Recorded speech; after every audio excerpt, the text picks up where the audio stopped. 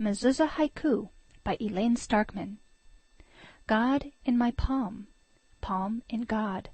Message from an ancient doorpost.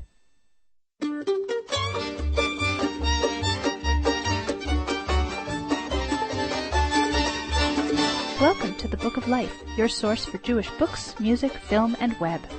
I'm Heidi Estrin. The Book of Life is a podcast service of the Feldman Library at Congregation B'nai Israel in Boca Raton, Florida. Additional support comes from the Association of Jewish Libraries. This is the March 2008 episode. I recently had the opportunity to visit with Amy Meltzer, author of A Mezuzah on the Door, when we both attended a meeting of the Greenspoon Foundation's PJ Library Committee. I jumped on the chance to interview Amy and decided to build today's episode around the theme of the Mezuzah and the Sh'ma prayer. You'll hear about Amy's book and about the award-winning picture book, The Bedtime Sh'ma. We'll also hear about the special Mezuzot in the lives of some other favorite authors. Hear, O Israel, hear our podcast.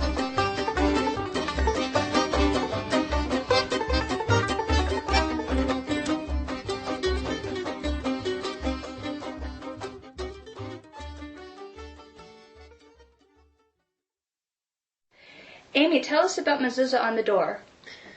Well, this is my very first book, and in fact, it was my very first manuscript that I ever completed and sent to a publisher.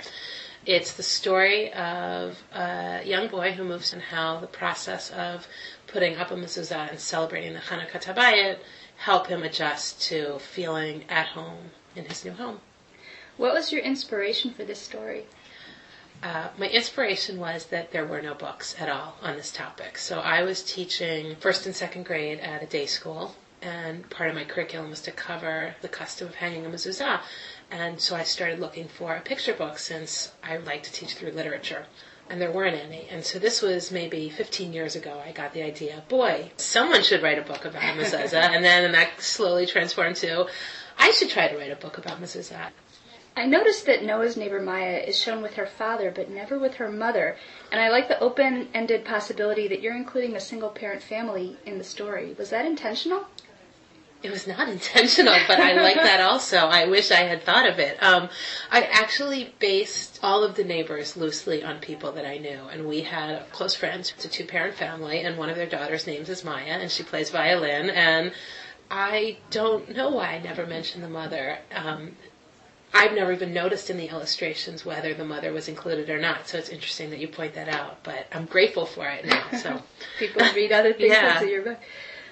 I like the scene where everyone touches the mezuzah as they go through the door, and Noah's mom gives a good explanation for that. Can you tell us what she says? Well, she says a few things. I mean, I really wanted her to give a range of interpretations to a custom that is really beautiful, but it's not a halachic, it's not a prescribed act that one has to kiss or touch the mezuzah. So she talks about that some people do it because the mezuzah reminds them of the mitzvot, of the commandments, and that for them just touching it or kissing it helps them remember that they want to fulfill mitzvot.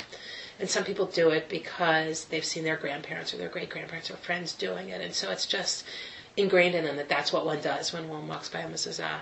It's a way of feeling connected to all the other people. You know, I think of a lot of Jewish practice as, even for those people who are not particularly observant, it's a connection both across time and space. And so we're connected to other Jews who are doing all these same things as we are anywhere in the world, and those past, present, and future. Give us some background about Mezuzot. Well, the Sh'ma, of course, is this fundamental prayer of Jewish tradition, the monotheistic creed. And part of that prayer is an excerpt from the Torah that reminds us as Jews to keep the words of Shema on our consciousness in a myriad of ways. And one of those ways, it says in the Torah, is to write them on the doorposts of your house. And so tradition has really taken that kind of literally to actually write those words on a small piece of parchment and roll it up and place it in a decorative box and literally put it on the doorposts of nearly all the doors in our home, with the exception of the bathroom. And while the Mezuzah really technically refers to the scroll inside, which is almost identical no matter what Mezuzah you look in, a huge art form, and this idea of chidor mitzvah, making beautiful mitzvot, has captured the imagination of lots of artists. So I wrote to a number of different artists who have particularly sort of kid-friendly or kid-oriented mezuzot, and I asked them if they'd be willing to give me one, and I would put a link to them on my website, and a lot of people did, and I exchanged books with those people. But so now I have this nice collection of all different, clay and glass and sort of all the things I mentioned in the book, and I actually can show those to kids when I go and do book readings. That's very cool. Janice Fried's illustrations are an interesting mix of watercolor, colored pencil, collage, pen and ink, and a scratching technique. What's your response to the pictures? I love the pictures. Interesting tidbit is that that's her and her husband and her son in the book. She modeled the art after her own family. And her son is adopted from Ecuador. We talk a lot about multicultural images in books, and it's hard to tell that he's a child from Ecuador, but he is. And I've met him. He really does look just like that boy. So that's so interesting. Do you have a favorite illustration? I do love the picture of Noah sleeping soundly, because that's the resolution of the book, and what parent doesn't like to see a picture of a child sleeping soundly? So that would be my favorite. What does the mezuzah at your house look like? We have lots. We have quite a few that I bought when I lived in Israel that were made at the kashish, which is Lifeline for the Elderly. So they're painted by elderly people who come and work on art during the day. I got 2 glass mezuzah from a place called Stained Glass Creations, and it's a ballerina made out of stained glass, and so that one's going up. We have a few by local artists in Northampton, a pewter mezuzah with Noah's Ark on it, and one by Emmett Leader, who's also a potter. So I like mezuzahs with a story, so it's nice when I know the people who make them. We actually have more mezuzah than we have doors right now, so I'm waiting to get a bigger house. Your book was named a notable book by the Sidney Tiller Book Award Committee of the Association of Jewish Libraries. How did you feel when you found out about that? Not only was I just thrilled to be mentioned and, named amongst all these wonderful books, particularly for my first book, my first manuscript, but it was really a special honor for me because when I was a little girl, I loved the All of a Kind family books by Sidney Taylor. And I wrote to Sidney Taylor to tell her how much I liked her books, and she wrote me back. I think I have 6 or 7 letters from her typed on her personal letterhead stationery. So I just have a very warm and special feeling for Sidney Taylor. And I have a daughter named Ella, which, although wasn't directly named after one of the girls in All of a Kind family, was probably why I had a love for that name. Amy Meltzer, thanks so much for speaking with us. Thank you, Heidi. I'm honored to be on the podcast.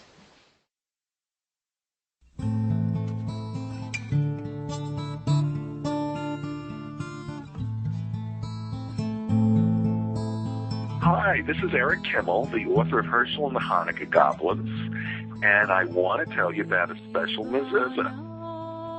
The mezuzah was in the room my brother and I shared in our house in Brooklyn, New York. It wasn't much to look at. It was just a cheap tin mezuzah. The mezuzah was there as long as I could remember, and it was covered with about 2 or 3 layers of green paint. What's special about the mezuzah is what it represented. You see, my grandma lived with us, and my grandma was a Galiciana from a part of the Jewish heartland where the Hasidic movement began. And Grandma knew a lot of stories, and she believed in evil spirits. So to keep us safe, Grandma taught us a little prayer that we were to say before we went to bed. And what we did, my brother and I, we would put our hands on the mezuzah and we would say these words that Grandma taught us. I'm going to say them right now in her Galiciana dialect. It comes out like this. Shadi Ishmarein Dilain Yetzahoru Mikoru. And in modern Hebrew, Shaddai Yishmareini Matzileini Miyetzahara Umikora. God, Almighty God, preserve me, sustain me, guard me from the inclination to do evil and from all evil. Of course, I didn't know what the Hebrew meant. I was just saying these words like a parrot. All I knew is they would keep me safe. So every night, my brother and I would stand by the mezuzah. We would say a little prayer. Then very quick, we'd turn off the lights and hop into bed before the evil spirits or anything else lurking out there could get us. And to this day, I can't pass a mezuzah without hearing those words running through my mind. Chad yishmarei matzilei yitzahoru mikol ru. So you might want to try and say that tonight before you go to bed. Put your hand on the mezuzah and say them just as I said them too. Then get into bed quick. Good night. Sleep tight. Don't let the goblins bite.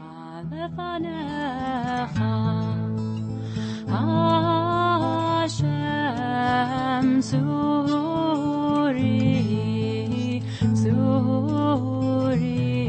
Vegali Hashem Zuri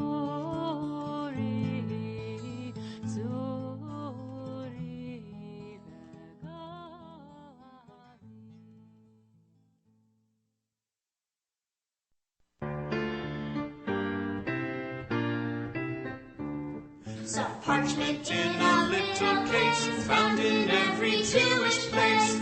Ah, Mezuzah, Mezuzah. We put one up, now you can see, he lives a Jewish family.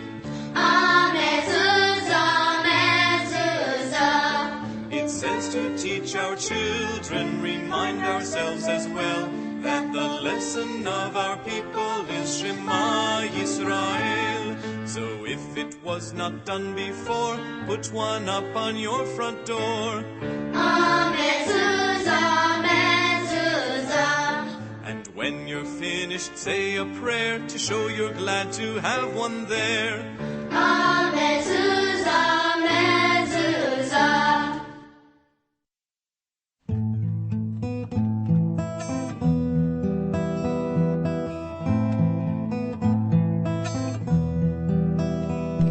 Author Sarah Gershman and illustrator Kristina Swarner won the 2008 Sidney Taylor Book Award for the Bedtime Sh'ma, a goodnight book. This gentle, dreamy picture book and its companion CD with music by Rabbi Julia Edelman beautifully presents the Shema prayer for children. I spoke by phone to Sarah in Washington, D.C. and Kristina in Chicago, Illinois.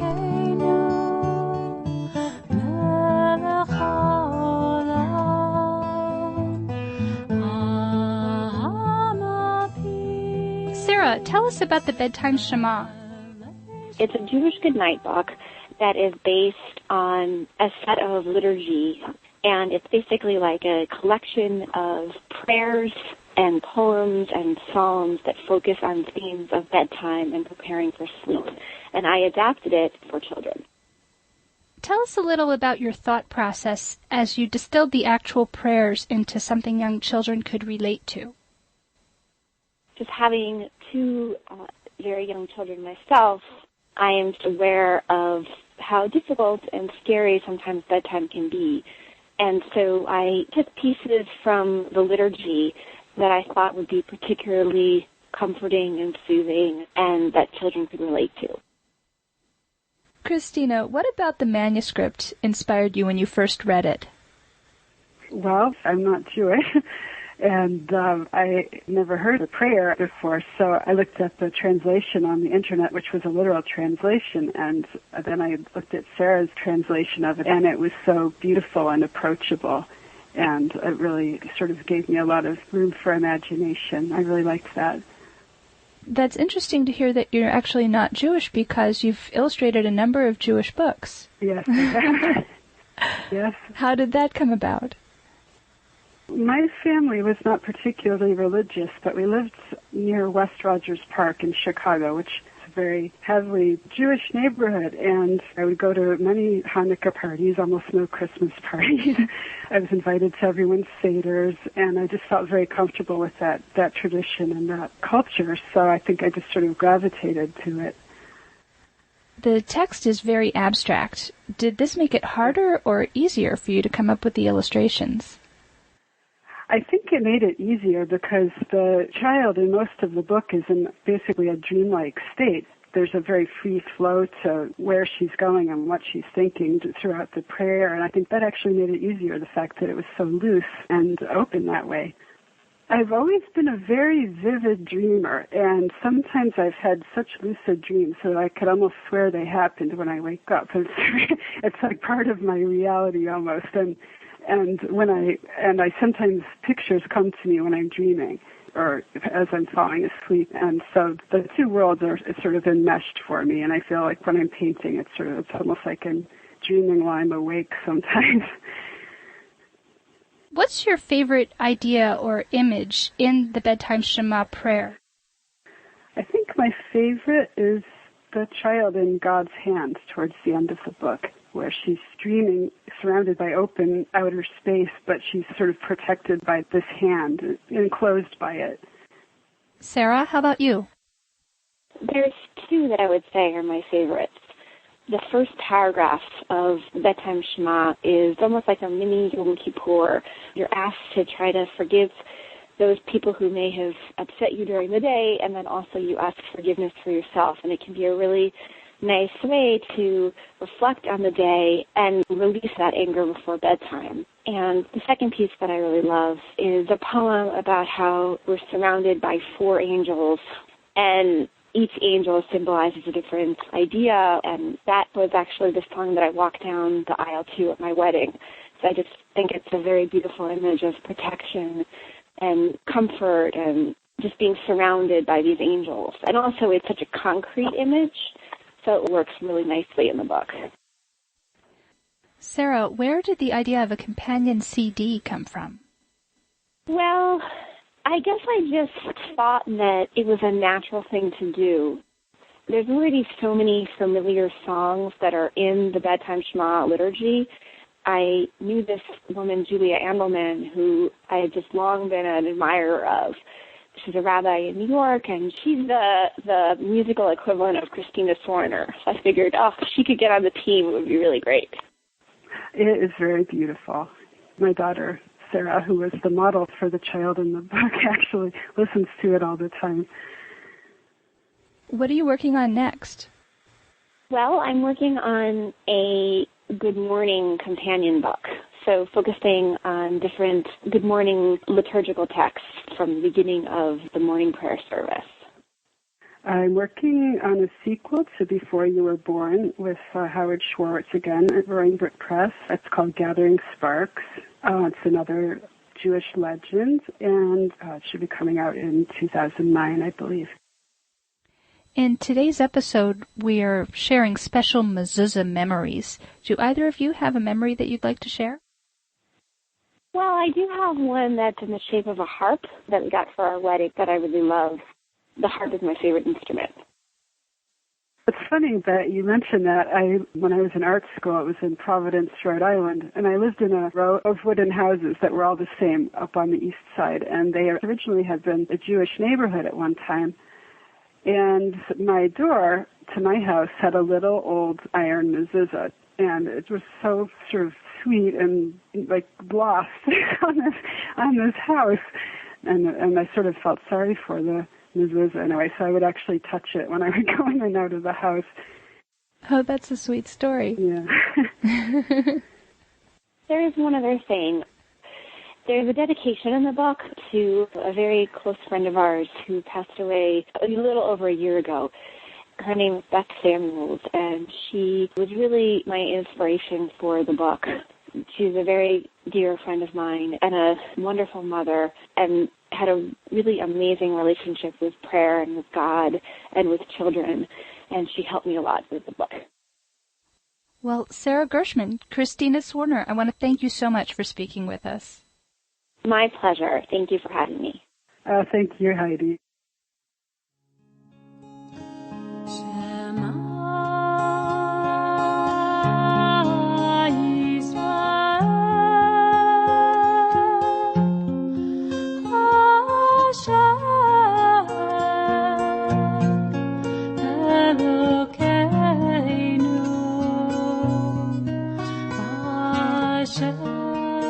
Hi, this is Maggie Anton, author of the historical novel series Rashi's Daughters.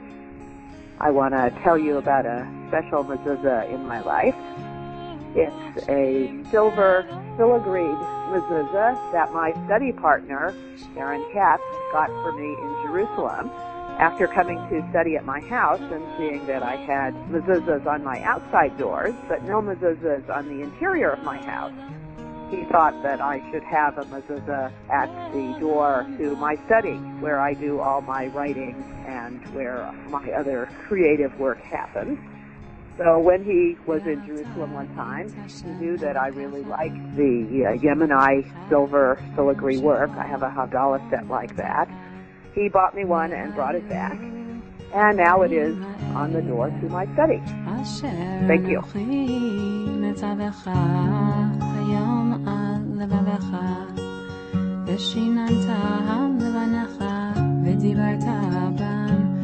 בשבתך בביתך ובלכתך בדרך ובשוכבך ובקומך וקשרתם לאות על ידך והיו לטוטפות בין עיניך וכתבתם על מזוזות ביתך ובשעריך.